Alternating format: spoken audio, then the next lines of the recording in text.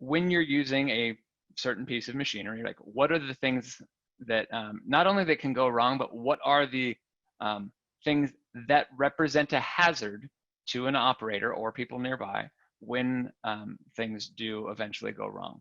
So this, again, getting to that data. So I will get back to you guys on the other one with my follow-up email, but just looking at kind of this data trend over time. And this, again, is not representing the scrapes and lacerations that people Band-Aid and like, it's not representing any of that, right? This is just the like reported miswork kind of injuries, and it's not fatalities. So just for some perspective, and when we think about this, that by population, if you just think about Los Angeles, that means 1,100 injuries a year in just LA.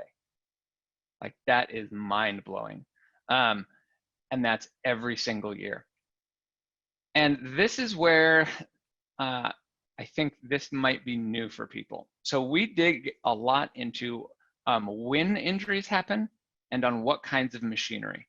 So when you look at the kind of profile of when injuries happen, they break it down, and this is all from the IIF, the Injury, Illness, and Fatality Database. It's published by the Bureau of Labor Statistics. And they, when you look at this, you see grinding and polishing at the top. And so if you ask most people what the kind of #1 cause of injury would be, most would say presses, right? And presses are definitely on here. They're a huge part. But right next to that is grinding and polishing.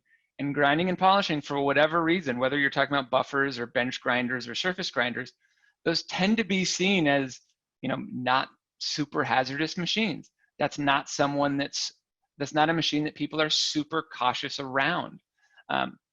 And part of that is because, at least on the grinder side, they tend to be a little less expensive, and people, for some reason, associate that with less risk. But this kind of stood out to us. It wasn't quite what we expected. And of course, it's government data, so there are big holes, and there's a lot of unreported things. But we would assume that that is across the spectrum relatively evenly. And so the other things we see in there are kind of the drills, mills, planers, things like that, that again, you know they're hazardous, but you wouldn't expect them to be higher on the list. And I think this is interesting because we tend to associate high risk with large machinery.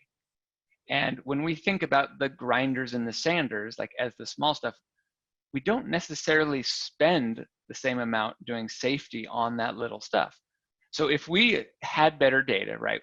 Now, this is never granular enough to do this kind of analysis, but if we were to compare the kinds of machinery injuries happen on to the amount of money spent on safeguards for machinery, my guess is those would not overlap well, and that there is this huge world of smaller machines that have either zero safeguards or very few. And so that's an interesting, especially from the insurance perspective, kind of an interesting disconnect of where spend is going versus where injuries are happening. And then that gets even more kind of convoluted when we think about when are those injuries happening. So if you think about, again, injuries on machinery, that during regular operation, right? So if it's a saw, it's when you're sawing. If it's a sander, it's when you're doing your kind of production operation, is this orange part, right? So you're caught in the machinery during operation. That's less than half of the injuries.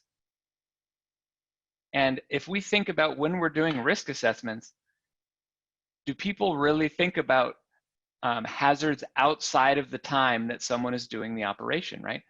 If I'm doing a risk assessment on a surface grinder, right? Obviously, they're going to be doing, most people would include that, you know, they're moving the table back and forth, all those parts. But less people would include we're setting up the work, we're putting things on the magnetic chuck, we're, you know, honing the wheel, we're doing all those other parts. And what we find is that between maintenance and kind of these other possibilities, that's more than half of injuries. And so when we're doing our risk assessments, that should be half or more of our consideration, which is not what we're seeing. And when we start peeling those things apart, so everything I've shown you so far is like formal data, right? Here we're getting into a little more inference, because what we do is we see the formal data statistics, but we've read through hundreds and hundreds of OSHA incident reports, right? And they have varying levels of specificity. But from that, we've seen these kind of major categories emerging as things that are causing those kind of other injuries, right? That kind of other 50%. And so obviously lockout, tagout, that's not a surprise to anybody. Accidental restart, which is very related to lockout, tagout. Coasting tools.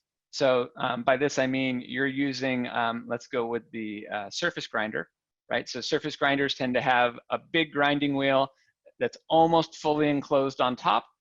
They have a lot of kind of rotational inertia.